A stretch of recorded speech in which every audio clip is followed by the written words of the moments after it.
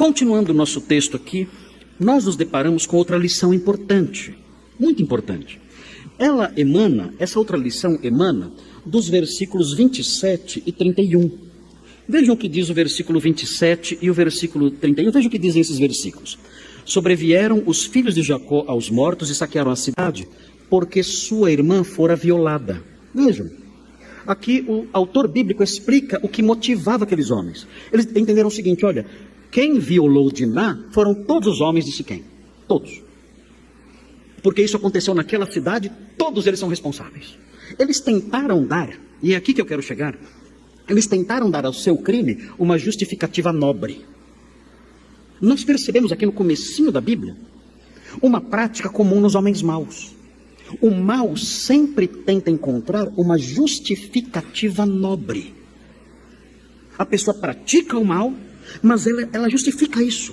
E a justificativa sempre é linda. Nós vemos isso se repetindo no versículo 31. Responderam, depois que Jacó o censurou, responderam: abusaria ele de nossa irmã como se fosse prostituta? O que nós fizemos foi proteger a nossa honra. Ah, é? E onde estava a honra de vocês quando vocês traíram esses homens que fizeram um acordo com vocês? Essa honra não conta? Mas eles tentaram revestir o seu pecado com um manto dourado da virtude. Eu matei e saqueei e menti e traí. Mas eu fiz isso por uma boa causa, para proteger a honra da minha família. Queridos, esse é o típico procedimento do homem perverso. Nós vemos coisas horríveis sendo feitas por aí afora e sempre sob a justificativa positiva e boa que os homens apresentam como a base para os seus atos. Mentira. Vocês fazem isso, filhos de Jacó. Vocês fazem isso porque vocês estão olhando para os bens desses homens. Vocês estão olhando para o gado desses homens, para as riquezas desses homens. Vocês estão fazendo isso porque são perversos. Vocês estão fazendo isso porque vocês são vingativos. Vocês não estão protegendo a honra de ninguém. Vocês pouco se importam com a honra da família. Vocês vão vender o irmão de vocês daqui a pouco. Daqui a pouco vocês vão vender o irmão de vocês. Que proteção da honra é essa da sua família? Daqui a pouco você, Rubem, você vai se deitar com a mulher do seu pai. Que proteção de honra é essa? Você não protege a honra nenhuma. Vocês nem sabem o que é honra. Vocês nem sabem o que é dignidade. Vocês não sabem o que são essas coisas. Vocês não estão buscando proteger nada disso. Vocês estão procurando apenas vingança e o desejo de ter o que é deles. Só isso. Não tente revestir o seu pecado com esse manto bonito de uma justificativa aparentemente honrosa, porque isso é mentira. Um dia, queridos, é muito difícil lidar com isso. As pessoas geralmente são assim. Elas fazem o mal e sempre apresentam uma justificativa boa. O homem que adultera: eu fiz isso porque eu amo tal pessoa. O meu adultério, ele tem que ser tolerado porque eu não amo mais a minha esposa, mas eu amo aquela outra mulher. Então esse amor justifica o meu pecado. É um pecado, mas é um pecado por razões nobres. E assim a humanidade caminha, sempre apresentando para o pecado uma justificativa nobre. Nós aprendemos na palavra de Deus em Hebreus 4 que nada disso funcionará naquele dia.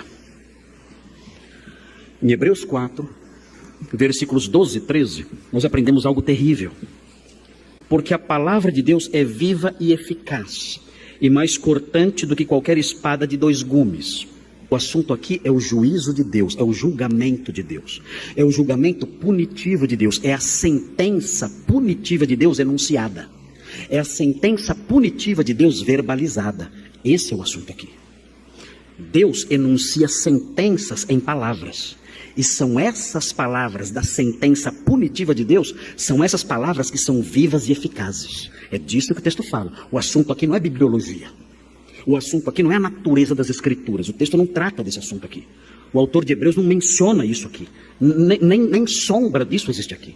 O contexto todo aqui aponta para isso. Para o juízo de Deus enunciado em palavras numa sentença condenatória. É disso que o texto fala. Então vejam a sequência e observem como isso que eu acabei de mencionar faz sentido nessa passagem. Fala assim: porque a palavra de Deus, essa sentença pronunciada, condenatória, é viva e eficaz, e mais cortante do que qualquer espada de dois gumes. Por que ele usa essa linguagem? Ele vai explicar. E penetra até o ponto de dividir alma e espírito, juntas e medulas, e apta para discernir os pensamentos e propósitos do coração. A sentença de Deus, ela é enunciada a partir do que ela realmente vê no coração.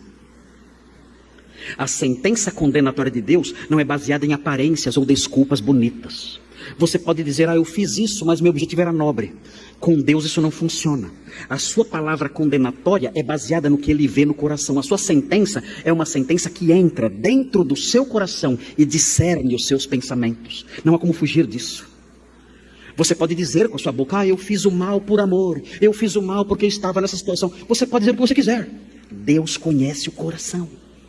E a sua sentença é baseada na verdade, não no que você diz, nos seus enganos, nos seus enunciados enganosos, não. A sentença dele é baseada no que ele vê. A sua sentença é um reflexo do que ele vê dentro de você. Não há como fugir. E o texto prossegue mostrando essa natureza de julgamento, de sentença presente nessa palavra. Ele diz assim, e não há criatura que não seja manifesta na sua presença. Ele não precisa de testemunhas. Ele não precisa de provas. Nada disso. Porque ele vê. O juiz que anuncia a sentença condenatória vê. E o texto prossegue. Pelo contrário, todas as coisas, tudo, estão descobertas e patentes aos olhos daquele a quem temos de prestar contas. Todas essas justificativas dos filhos de Jacó, que tentaram dar ao seu pecado um verniz bonito, diante de Deus, nada disso funciona.